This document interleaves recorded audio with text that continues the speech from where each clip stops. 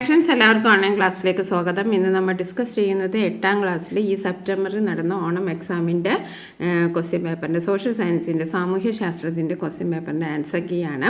അപ്പോൾ നിങ്ങൾക്ക് സ്വയം വിലയിരുത്താൻ ഇത് വളരെയധികം പ്രയോജനപ്പെടും. 8ാം ക്ലാസ്സുമായി ബന്ധപ്പെട്ട് ഈ സെപ്റ്റംബറിൽ നടന്ന ക്വസ്റ്റ്യൻ പേപ്പറിൻ്റെ answer key class 8 Onam exam 2024 എന്ന പ്ലേലിസ്റ്റിൽ നിങ്ങൾക്ക് കാണാം. അപ്പോൾ നിങ്ങൾക്ക് ആവശ്യമുള്ളവർ അതിൽ കയറി ചെക്ക് ചെയ്യുക. നിങ്ങൾ ആദ്യമായിട്ടാണ് ഈ ചാനൽ കാണുന്നതെങ്കിൽ സബ്സ്ക്രൈബ് ചെയ്ത് സപ്പോർട്ട് ചെയ്യാനും 8ാം ക്ലാസ് പഠിക്കുന്ന നിങ്ങളുടെ കൂട്ടുകാർക്ക് ഷെയർ ചെയ്ത് കൊടുക്കാനും മറക്കരുത്. ആദ്യമായിട്ട് വീഡിയോ കാണണമെങ്കിൽ ഒരു ലൈക്ക് ചെയ്യാനും മറക്കരുത്. നമുക്കപ്പോൾ ചോദ്യം നോക്കാം. 2 മാർക്കിൻ്റെ ചോദ്യമാണുള്ളത്. 5 ചോദ്യങ്ങൾ നിങ്ങൾ അറ്റൻഡ് ചെയ്യണം, 2 മാർക്ക് വീതം. അപ്പോൾ ഈ സെക്ഷനിൽ 10 മാർക്കാണ് നിങ്ങൾക്ക് കിട്ടുക. ടോട്ടൽ സ്കോർ 40 ആണെന്ന് അറിയാമല്ലോ. ഓക്കെ, ആദ്യത്തെ ചോദ്യം ധനബിൽ എന്നാൽ എന്ത്? ധനബിൽ ആദ്യം അവതരിപ്പിക്കുന്നത് പാർലമെൻറ്റിൻ്റെ ഏത് സഭയിലാണ്? പൊതു ഖജനാവിലേക്കുള്ള ധനസമാഹരണം, പണത്തിൻ്റെ വിനിയോഗം എന്നിവയുമായി ബന്ധപ്പെട്ട ബില്ലുകളാണ് ധനബിൽ. ധനബിൽ ആദ്യമായിട്ട് അവതരിപ്പിക്കുന്നത് ലോക്സഭയിലാണ്. ഇനി അടുത്തത് ശിലായുഗ കാലഘട്ടത്തിലെ ഉപകരണങ്ങളിലുണ്ടായ മാറ്റങ്ങളെ സൂചിപ്പിക്കുന്ന പട്ടിക പൂർത്തിയാക്കാനാണ്. പ്രാചീന ശിലായുഗം പരുക്കൻ കല്ലുകളാണ്. മധ്യശിലായുഗം വരുമ്പോൾ എന്താണ്? സൂക്ഷ്മമായതും കൂർത്തതുമായ ശിലായുധങ്ങൾ. അതേപോലെ നവീന ശിലായുഗത്തിൽ വരുമ്പോൾ മിനുസപ്പെടുത്തിയ ശിലായുധങ്ങൾ. ഓക്കെ, അപ്പോൾ എ എഴുതേണ്ടത് സൂക്ഷ്മമായതും കൂർത്തതുമായ ശിലായുധങ്ങൾ, ബി എഴുതേണ്ടത് മിനുസപ്പെടുത്തിയ ശിലായുധങ്ങൾ. ഇനി 3ാമത്തെ പ്രവർത്തനം നോക്കാം, ചോദ്യം നോക്കാം. കായാന്തരിത ശിലകൾ രൂപം കൊള്ളുന്നത് എങ്ങനെ? കായാന്തരിക ശിലകൾ രൂപം കൊള്ളുന്നത് എങ്ങനെയാണ്? ഉയർന്ന മർദ്ദം മൂലമോ താപം മൂലമോ ശിലകൾ ഭൗതികമായും രാസപരമായും മാറ്റങ്ങൾക്ക് വിധേയമായാണ് കായാന്തരിത ശിലകൾ രൂപപ്പെടുന്നത്. ഓക്കെ, ഇനി 4ാമത്തെ ചോദ്യം. ചുവടെ നൽകിയിരിക്കുന്നതിൽ ലോകസഭയുമായി ബന്ധപ്പെട്ട് ശരിയായ പ്രസ്താവനകൾ തിരഞ്ഞെടുത്ത് എഴുതുക. അപ്പോൾ ഇവിടുത്തെ ശരിയായ പ്രസ്താവന ഏതൊക്കെയാണ്? ബി, സ്പീക്കർ അധ്യക്ഷം വഹിക്കുന്നു. സി, ജനപ്രതിനിധി സഭ എന്നറിയപ്പെടുന്നു. അപ്പോൾ 2 എണ്ണമാണ് സ്പീക്കർ അധ്യക്ഷം വഹിക്കുന്നു, ജനപ്രതിനിധി സഭ എന്നറിയപ്പെടുന്നു. ഇനി 5ാമത്തെ ചോദ്യം. പുരാതന ചൈനയിൽ നിലനിന്ന എഴുത്തുവിദ്യയുടെ സവിശേഷതകൾ എഴുതുക. അപ്പോൾ എഴുത്തുവിദ്യ എന്തായിരുന്നു? ചിത്രലിപിയായിരുന്നു. പിൽക്കാലത്ത് ചിത്രങ്ങൾക്ക് പകരം ചിഹ്നങ്ങൾ നിലവിൽ വന്നു. ഇനി 6ാമത്തെ ചോദ്യം നോക്കാം. 3 മാർക്കിൻ്റെ ചോദ്യമാണ്. അപ്പോൾ അതിനനുസരിച്ച് നമ്മൾ ഉത്തരം എഴുതണം. ഒരു ബിൽ നിയമമാകുന്നതിൻ്റെ വിവിധ ഘട്ടങ്ങൾ വിശദമാക്കുക. അപ്പോൾ ഒരു ബിൽ നിയമമാകുന്നതിൽ 3 വായന ഘട്ടങ്ങളിലൂടെയാണ് ഒരു ബിൽ നിയമമാകുന്നത്. 1ാം വായന ബിൽ ഇരു സഭകളിലും ലോകസഭ രാജ്യസഭയിൽ അവതരിപ്പിക്കുന്നു. 2ാം വായന ഇരു സഭകളിലും ലോകസഭ രാജ്യസഭ ബില്ലിൽ ഉൾക്കൊള്ളിച്ചിട്ടുള്ള ഓരോ വകുപ്പും പ്രത്യേകം ചർച്ച ചെയ്ത് പാസാക്കുകയോ മാറ്റം വരുത്തുകയോ നിരാകരിക്കുകയോ ചെയ്യുന്നു. ഇനി അടുത്തത് 3ാം വായനയാണ്. ഇരു സഭകളിലും ലോകസഭ രാജ്യസഭ ബിൽ മൊത്തമായി പാസാക്കുകയോ നിരാകരിക്കുകയോ ചെയ്യുന്നു. ബിൽ ഇരു സഭകളിലും പാസ്സാക്കി കഴിഞ്ഞാൽ രാഷ്ട്രപതിയുടെ അംഗീകാരത്തിനായി സമർപ്പിക്കുന്നു. രാഷ്ട്രപതി ഒപ്പുവയ്ക്കുന്നതോടെ ബിൽ നിയമമായി മാറുന്നു. ഇനി 7ാമത്തെ ചോദ്യം നോക്കാം. മണ്ണിൻ്റെ സംരക്ഷണത്തിനുള്ള വിവിധ മാർഗങ്ങൾ പട്ടികപ്പെടുത്തുക. എന്തൊക്കെയാണ്? വനനശീകരണം തടയുക, വിള പരിവൃത്തി, മലഞ്ചെരുകളിലെ തട്ടുകൃഷി, തടയണ നിർമ്മാണം. ഇനി 8ാമത്തെ ചോദ്യം നോക്കാം. ശാസ്ത്രഗണിത രംഗങ്ങളിൽ ഈജിപ്ഷ്യൻ ജനത കൈവരിച്ച നേട്ടങ്ങൾ എന്തെല്ലാമാണ്? സൂര്യനെ അടിസ്ഥാനമാക്കി സൗര കലണ്ടർ തയ്യാറാക്കി. ഒരു വർഷത്തെ 365 ദിവസങ്ങളായി കണക്കാക്കി. 30 ദിവസങ്ങളുള്ള 12 മാസങ്ങളായി ഒരു വർഷത്തെ വിഭജിച്ചു. ബാക്കി വന്ന 5 ദിവസങ്ങൾ ആഘോഷങ്ങൾക്കായി മാറ്റിവെച്ചു. ഗണിതശാസ്ത്ര രംഗം ത്രികോണം, ചതുരം എന്നിവയുടെ വിസ്തൃതി കണക്കാക്കി. സമയം കണക്കാക്കാൻ സൂര്യഘടികാരം ഉണ്ടാക്കി. നമുക്ക് അടുത്ത ചോദ്യം നോക്കാം. 8ാമത്തെ ചോദ്യം. ഓക്കെ, ഭൂമിയുടെ ഉള്ളറയെ സംബന്ധിച്ച ഫ്ലോ ചാർട്ട് പൂർത്തിയാക്കാനാണ്. അപ്പോൾ ഭൂമിയെ 3ആയി തരംതിരിച്ചിരിക്കുന്നു എന്ന് നമുക്കറിയാം. ഭൂവൽക്കം, എ സ്ഥാനത്ത് എന്താണ് എഴുതേണ്ടത്? ഭൂവൽക്കം, സമുദ്ര ഭൂവൽക്കം, കാമ്പ്. ഓക്കെ, ഇനി അടുത്തത് ഈ ഭൂവൽക്കത്തിനെ തന്നെ 2ആയി തരംതിരിച്ചിരിക്കുന്നു. വൻകര ഭൂവൽക്കം, മാൻറ്റിൽ. പിന്നെ അതേപോലെ തന്നെ ഉപരി മാൻറ്റിൽ, അധോ മാൻറ്റിൽ, കാമ്പിനെ പുറക്കാമ്പ്, അകക്കാമ്പ്. അപ്പോൾ എ സമുദ്ര ഭൂവൽക്കം, ബി മാൻറ്റിൽ, സി അകക്കാമ്പ്. ഇനി അടുത്ത ക്വസ്റ്റ്യൻ നോക്കാം. അടുത്ത ചോദ്യം നോക്കാം. നഗരജീവിതത്തിൻ്റെ ആദിമരൂപം നിലനിന്നിരുന്ന തുർക്കിയിലെ താമ്രശിലായുഗ കേന്ദ്രം ഏത്?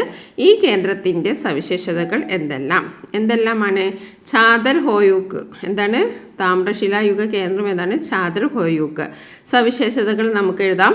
നഗരജീവിതത്തിൻ്റെ ആദിമ രൂപം നിലനിന്നിരുന്നു. വാസസ്ഥലങ്ങളുടെ അവശിഷ്ടങ്ങൾ ഉണ്ടായിരുന്നു. ചെളിക്കട്ടകൾ കൊണ്ട് കുടിലുകൾ നിർമ്മിച്ചിരുന്നു. ഗോതമ്പ്, ബാർലി തുടങ്ങിയവയുടെ അവശിഷ്ടങ്ങൾ കണ്ടു.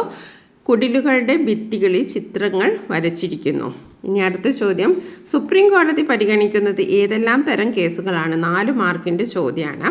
മൗലികാവകാശവുമായി ലംഘനവുമായി ബന്ധപ്പെട്ട കേസുകൾ പരിഗണിക്കുന്നു. എന്തൊക്കെയാണ്? മൗലിക അവകാശങ്ങളുടെ ലംഘനവുമായി ബന്ധപ്പെട്ട കേസുകൾ പരിഗണിക്കുന്നു.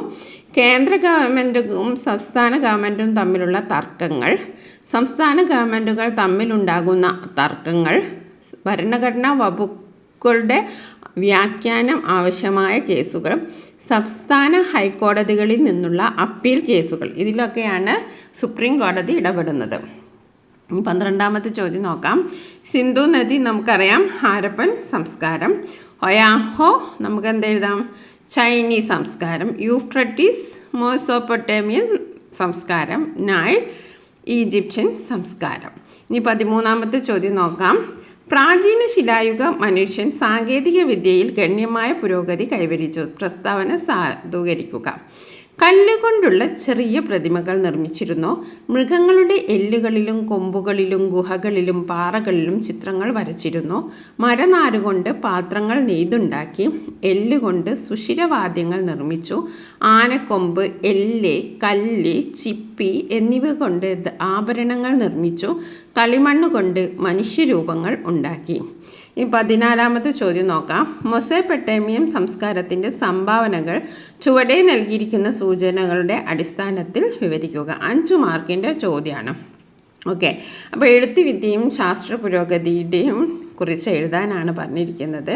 അതൊക്കെ ഉൾക്കൊള്ളിക്കണം. അപ്പോൾ എഴുത്തുവിദ്യ എന്ന് പറഞ്ഞിട്ടുണ്ടെങ്കിൽ മെസോപ്പൊട്ടേമിയക്കാരുടെ എഴുത്തുവിദ്യ ക്യൂണിഫോം എന്നറിയപ്പെടുന്നു. ലിപികൾക്ക് ആപ്പിൻ്റെ ആകൃതിയായിരുന്നു. മണ്ണ് കുഴച്ചുണ്ടാക്കിയ ചെറുഫലകങ്ങളുടെ മിനുസമുള്ള പ്രതലത്തിലാണ് അവർ എഴുതിയിരുന്നത്. കൂർത്ത മുനയുള്ള എഴുത്താണി ഉപയോഗിച്ച് എഴുതിയതിനു ശേഷം ഉണക്കി എടുക്കുകയായിരുന്നു. ശാസ്ത്രം പറയുകയാണെങ്കിൽ, ശാസ്ത്ര രംഗത്തുണ്ടായ പുരോഗതി പറയുകയാണെങ്കിൽ, ചന്ദ്രൻ്റെ ചലനത്തെ അടിസ്ഥാനമാക്കി ചന്ദ്ര കലണ്ടർ നിർമ്മിച്ചു. ഒരു വർഷത്തെ 12 മാസങ്ങളായും ഒരു മാസത്തെ 4 ആഴ്ചകളായും വിഭജിച്ചു. ഒരു ദിവസത്തെ 24 മണിക്കൂറായി കണക്കാക്കി. ഗണിതശാസ്ത്രത്തിലെ ഹരണം, ഗുണനം, വർഗ്ഗമൂലം എന്നിവയും അറിയാമായിരുന്നു. ഇനി അടുത്തത് വിവിധ തരം അപക്ഷയങ്ങളെക്കുറിച്ച് വിശദീകരിക്കാനാണ്. നമുക്കറിയാം 3 തരത്തിലുള്ള അപക്ഷയമാണുള്ളത്. ഭൗതിക അപക്ഷയം, രാസിക അപക്ഷയം, ജൈവിക അപക്ഷയം. ഭൗതിക അപക്ഷയം എന്ന് പറഞ്ഞാൽ എന്താണ്? താപത്തിൻ്റെ ഏറ്റക്കുറച്ചിലുകൾ ശിലാധാതുക്കൾക്കുണ്ടാകുന്ന വികാസവും സങ്കോചവുമാണ് അപക്ഷയത്തിന് കാരണമാകുന്നത്. വിള്ളലുകൾക്കുള്ളിൽ ജലം തണുത്തുറയുന്നതും അപക്ഷയത്തിന് കാരണമാണ്. രാസിക അപക്ഷയത്തെക്കുറിച്ച് പറയുകയാണെങ്കിൽ, കാർബൺ ഡൈ ഓക്സൈഡ്, ജലം തുടങ്ങിയ ശിലകളിലെ ധാതുക്കളുമായി രാസപ്രവർത്തനത്തിൽ ഏർപ്പെടുകയും ശിലകളിൽ രാസപരമായ വിഘടനത്തിന് കാരണമാവുകയും ചെയ്യുന്നു. ലാസ്റ്റ് ജൈവിക അപക്ഷയമാണ്. ഓക്സിജൻ സസ്യങ്ങളുടെ വേരുകൾ ശിലകളിലെ വിടവുകളിലേക്ക് ആഴ്ന്നിറങ്ങുകയും ചെറുജീവികൾ മാളങ്ങൾ ഉണ്ടാക്കുകയും സസ്യജന്തു അവശിഷ്ടങ്ങളുടെ ജീർണനവും അപക്ഷയത്തിന് കാരണമാകുന്നു. ഖനനം, പാറ പൊട്ടിക്കൽ തുടങ്ങിയ മനുഷ്യപ്രവർത്തനങ്ങളും അപക്ഷയത്തിലേക്ക് നയിക്കുന്നു. 16ാമത്തെ ചോദ്യം ലാസ്റ്റ് ക്വസ്റ്റ്യനാണ്. ഈ 3 ചോദ്യങ്ങളിൽ ഏതെങ്കിലും നിങ്ങൾക്ക് അറിയാവുന്ന 2 എണ്ണം എഴുതിയാൽ മതി. 5 മാർക്കാണ്. 16ാമത്തെ ചോദ്യം നവീന ശിലായുഗത്തിൻ്റെ സവിശേഷതകൾ വിശദമാക്കാനാണ്. എന്തെല്ലാം എഴുതാം? മിനുസപ്പെടുത്തിയതും മുനയുള്ളതുമായ ശിലായുഗങ്ങൾ ഉപയോഗിച്ചു. കൃഷി ആരംഭിച്ചു. നദീതടം കേന്ദ്രീകരിച്ച് സ്ഥിരവാസം തുടങ്ങി. ഭക്ഷണാവശ്യത്തിന് മൃഗങ്ങളെ വളർത്തി. ഗോതമ്പ്, ബാർലി, ചണം, വിവിധ ഇനം കിഴങ്ങുകൾ, നെല്ല്, വാഴ എന്നിവ കൃഷി ചെയ്തു. കൂട്ടായ ജീവിതം ആരംഭിച്ചു. സാധനങ്ങൾ ഒരു സ്ഥലത്ത് നിന്ന് മറ്റൊരു സ്ഥലത്തേക്ക് കൊണ്ടുപോകുന്നതിന് ചക്രങ്ങൾ ഉപയോഗിച്ചു. അപ്പോൾ ഇത്രയാണ് നമ്മുടെ സാമൂഹ്യ ശാസ്ത്രത്തിലെ ഉത്തരസൂചിക. അപ്പോൾ നിങ്ങൾ സ്വയം വിലയിരുത്തുക, നിങ്ങൾക്ക് എത്ര മാർക്ക് ലഭിക്കും എന്ന് നിങ്ങൾ നോക്കുക.